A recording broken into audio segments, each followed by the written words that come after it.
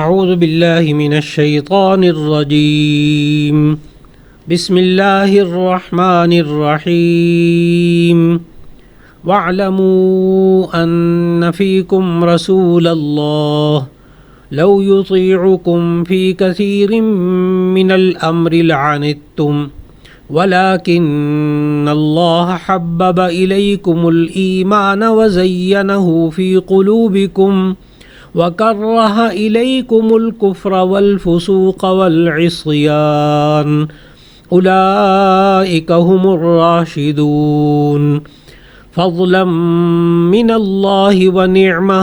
واللہ علیم حکیم وَإِن طَائِفَتَانِ مِنَ الْمُؤْمِنِينَ اقْتَتَلُوا فَأَصْلِحُوا بَيْنَهُمَا فَإِن بَغَتْ إِحْدَاهُمَا عَلَى الْأُخْرَى فَقَاتِلُوا الَّتِي تَبْغِي حَتَّى تَفِيءَ إِلَى أَمْرِ اللَّهِ فَإِن فَاءَتْ فَأَصْلِحُوا بَيْنَهُمَا بِالْعَدْلِ وَأَقْسِطُوا إِنَّ اللَّهَ يُحِبُّ الْمُقْسِطِينَ صدق اللہ العظیم۔ ان آیات کا ترجمہ یہ ہے، اور جان لو تم میں اللہ تعالیٰ کے پیغمبر ہیں، اگر بہت سی باتوں میں وہ تمہارا کہنا مان لیا کریں تو تم مشکل میں پڑ جاؤ، لیکن اللہ تعالیٰ نے تم کو ایمان عزیز بنا دیا ہے اور اس کو تمہارے دلوں میں سجا دیا ہے، اور کفر اور گناہ اور نافرمانی سے تمہیں بیزار کر دیا ہے، یہی لوگ راہ ہدایت پر ہیں، یعنی اللہ تعالیٰ کے فضل اور احسان سے، اور اللہ تعالیٰ جاننے والا اور حکمت والا ہے۔ اور اگر مؤمنوں میں سے کوئی دو فریق آپس میں لڑ پڑیں تو ان میں صلح کرا دو، اور اگر ایک فریق دوسرے پر زیادتی کرے تو زیادتی کرنے والے سے لڑو یہاں تک کہ وہ اللہ تعالیٰ کے حکم کی طرف واپس آ جائیں۔ بس وہ جب واپس آ جائیں تو دونوں فریق میں مساوات کے ساتھ صلح کرا دو اور انصاف سے کام لو کہ اللہ تعالیٰ انصاف کرنے والوں کو پسند کرتا ہے۔ اس سورہ مبارکہ کی پہلی آیت میں جو حکم دیا گیا کہ جن معاملات کا فیصلہ رسول اللہ صلی اللہ علیہ وسلم کو کرنا ہو اور آپ صلی اللہ علیہ وسلم نے ان کاموں کے بارے میں کوئی مشورہ بھی طلب نہ فرمایا ہو تو ان معاملات میں آپ صلی اللہ علیہ وسلم سے پہلے ہی کوئی رائے قائم کر لینا اور اس پر اصرار یا بحث کرنا یہ خلاف ادب ہے۔ لیکن اس سے یہ معنی مراد نہیں لیے جا سکتے کہ صحابہ کرام رضوان اللہ علیہم اجمعین کبھی کوئی رائے پیش ہی نہ کریں، بلکہ رائے قائم کر کے اس پر اصرار کرنے سے منع کیا گیا ہے۔ اب آج کی تلاوت کردہ آیت مبارکہ میں یہ فرمایا کہ مناسب موقع پر کوئی رائے دینے میں کوئی حرج نہیں، لیکن یہ بات ذہن میں رکھنی چاہیے کہ رسول اللہ صلی اللہ علیہ وسلم کے لیے یہ ضروری نہیں کہ تمہاری ہر رائے پر عمل ضرور کریں، بلکہ آپ صلی اللہ علیہ وسلم مصلحت کے مطابق فیصلہ فرمائیں گے۔ اگر وہ آپ کی رائے کے خلاف ہو تب بھی آپ کو اس پر راضی رہنا چاہیے، کیونکہ آپ کی ہر بات پر عمل کرنے سے خود آپ کو نقصان پہنچنے کا اندیشہ ہوتا، جیسا کہ حضرت ولید ابن عقبہ رضی اللہ تعالیٰ عنہ کے واقعے میں ہوا کہ وہ خبر دینے والے کی وجہ سے یہ سمجھے کہ بنو مستلق لڑائی پر آنے والے ہیں، اس لیے ان کی رائے تو یہی ہوگی کہ ان سے جہاد کیا جائے، لیکن رسول اللہ صلی اللہ علیہ وسلم ان کی رائے پر عمل کر لیتے تو خود مسلمانوں کو نقصان پہنچتا۔ چنانچہ اس کے بعد اللہ رب العزت نے صحابہ کرام رضوان اللہ علیہم اجمعین کی تعریف کرتے ہوئے فرمایا کہ اللہ تعالیٰ نے وَلَٰكِنَّ اللَّهَ حَبَّبَ إِلَيْكُمُ الْإِيمَانَ وَزَيَّنَهُ فِي قُلُوبِكُمْ کہ اللہ تعالیٰ نے ان کے دلوں میں ایمان کی محبت ڈال دی ہے، اس لیے کہ وہ اطاعت کے اسی اصول پر عمل کرتے ہیں۔ اس کے بعد آیت نمبر 9 سے عام معاشرت کے آداب اور احکام کا ذکر فرمانا شروع کیا، جن میں اجتماعی اور انفرادی دونوں طرح کے آداب اور باہمی حقوق کا ذکر فرمایا۔ سب میں قدر مشترک ایک ہے کہ ایذا رسانی یعنی دوسروں کو تکلیف دینے سے بچنا ہے۔ چنانچہ فرمایا اگر مسلمانوں کے دو گروہ آپس میں لڑ پڑیں تو ان کے درمیان صلح کروا دو، یعنی جھگڑے کی بنیاد کو دور کر کے لڑائی ختم کرا دو۔ پھر اگر اصلاح کی کوشش کے بعد بھی ان میں سے کوئی ایک گروہ دوسرے پر زیادتی کرے اور لڑائی بند نہ کرے تو اس گروہ سے لڑو جو زیادتی کرتا ہے۔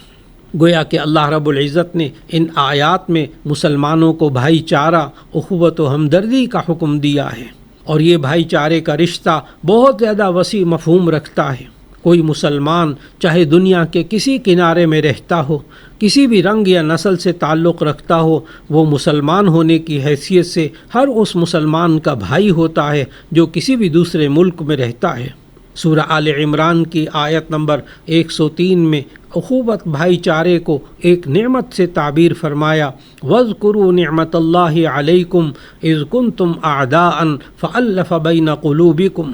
اللہ تعالیٰ کی اس نعمت کو یاد کیا کرو جب تم ایک دوسرے کے دشمن تھے، پھر اس نے تمہارے دلوں میں الفت اور محبت کو جوڑ دیا، پھر تم اس نعمت کی وجہ سے بھائی بھائی ہو گئے۔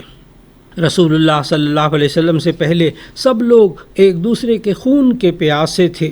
جنگ و جدل کرنا قابل فخر چیزوں میں شمار کیا جاتا تھا، لیکن رسول اللہ صلی اللہ علیہ وسلم نے پوری انسانیت کے دلوں کو جوڑ دیا اور اس انداز میں فرمایا، تر المؤمنین فی تراحمہم و توادہم و تعاطفہم، کہ آپ مسلمانوں کو آپس میں رحم کرنے میں اور شفقت و مہربانی کرنے میں کمثل الجسد، ایک جسم کی طرح دیکھیں گے، اذا اشتکا عضو منہ، جب کوئی عضو شکایت کرتا ہے تکلیف کی، تداعی لہ سائر الجسد بالسہر والحمى، تو سارا جسم بیداری اور بخار میں مبتلا ہو جاتا ہے۔ واقعی اگر ہماری ایک انگلی میں زخم ہو جائے، پورا بدن تکلیف محسوس کرتا ہے، پورا بدن اس تکلیف کو دور کرنے کی کوشش کرتا ہے۔ دماغ کہتا ہے ڈاکٹر کے پاس چلیں، ٹانگیں ڈاکٹر صاحب تک چلتی ہیں، تکلیف انگلی میں ہے لیکن زبان تکلیف بتاتی ہے کہ ڈاکٹر صاحب انگلی میں تکلیف ہے، کان سننے کا کام کرتے ہیں، آنکھیں راستہ دکھاتی ہیں، دوسرا ہاتھ دوائی سنبھال رہا ہوتا ہے اور پیسے نکال کر جیب میں سے دوسرا ہاتھ دے رہا ہوتا ہے، تکلیف کا علاج ہو رہا ہے۔ نبی صلی اللہ علیہ وسلم نے مثال دے کر سمجھایا، اخوت اور بھائی بھائی ہونے کے رشتے کی بنا پر اگر پوری دنیا کے مسلمان ایک جسم کی طرح ہو جائیں تو پھر کسی مسلمان کو اگر تکلیف پہنچے تو سب مسلمان اس تکلیف کو دور کرنے کی کوشش کریں۔ اگر ایک ہاتھ کی انگلی زخمی ہو جائے تو دوسرا ہاتھ یہ نہیں کہتا مجھے تو کچھ نہیں ہوا کیونکہ میں درد محسوس کروں، ٹانگیں یہ کبھی نہیں کہیں گی کہ ہم نے نہیں جانا، کبھی آپ زبان یہ نہیں کہے گی میں کیوں تکلیف بیان کروں، جسے تکلیف ہے وہ بیان کرے۔ بالکل اسی طرح جب پوری امت مسلمہ ایک بدن کی طرح، ایک جسم کی طرح اپنے آپ کو محسوس کرے تو پھر کوئی مسلمان دوسرے مسلمان کی تکلیف پر خاموش نہیں رہے گا، بے حس نہیں ہوگا، چاہے وہ کسی بھی ملک میں کتنا دور رہتا ہو۔ رسول اللہ صلی اللہ علیہ وسلم نے ایک اور حدیث مبارکہ میں ایک دوسرے انداز سے بھی اخوت اور بھائی چارے کو سمجھایا اور فرمایا، المؤمن للمؤمن کالبنیان یشد بعضہ بعضا، ایک مسلمان دوسرے مسلمان کے لیے ایک دیوار کی طرح ہوتا ہے جس کا ایک حصہ دوسرے حصے کو مضبوط کرتا ہے۔ ہم دیکھتے ہیں کہ دیوار میں ہر اینٹ دوسری اینٹ کو سہارا دیے ہوئے ہوتی ہے، تب دیوار تعمیر ہوتی ہے۔ اسی طرح ہر مسلمان دوسرے مسلمان کو سہارا دے گا تو یہ ایک مضبوط امت مسلمہ کی دیوار تعمیر ہوگی۔ اور یہ بات طے شدہ ہے کہ دیوار بننے میں وقت لگتا ہے لیکن دیوار گرانے میں وقت نہیں لگتا، تعمیر میں بہت وقت لگتا ہے، تخریب میں کچھ بھی وقت صرف نہیں ہوتا۔ اس لیے امت مسلمہ جب تک اخوت کے تقاضوں کو پوری کرتی رہے گی، یہ دیوار مضبوط سے مضبوط تر ہوتی چلی جائے گی اور اس کے ثمرات پوری دنیا کے سامنے آئیں گے۔ جب ایک معاشرہ، ایک گھرانہ، ایک خاندان یا ایک امت اس طرح وجود میں آتی ہے جس میں بھائی چارہ ہو، ان لوگوں میں ایثار و قربانی، شفقت و محبت، ہمدردی اور غمخواری کے جذبات نظر آتے ہیں۔ پھر ہر انسان دوسرے انسانوں کے عیبوں پر پردہ ڈالتا ہے، دکھ سکھ میں شریک ہوتا ہے، کوئی بیمار ہو جائے تو عیادت کرتا ہے اور ہر وقت دوسروں کے حقوق ادا کرنے کی فکر کرتا ہے۔ اللہ رب العزت پوری دنیا کے مسلمانوں کو آپس میں اختلاف ختم کر کے باہمی الفت اور محبت نصیب عطا فرما دے۔ وآخر دعوانا ان الحمد للہ رب العالمین۔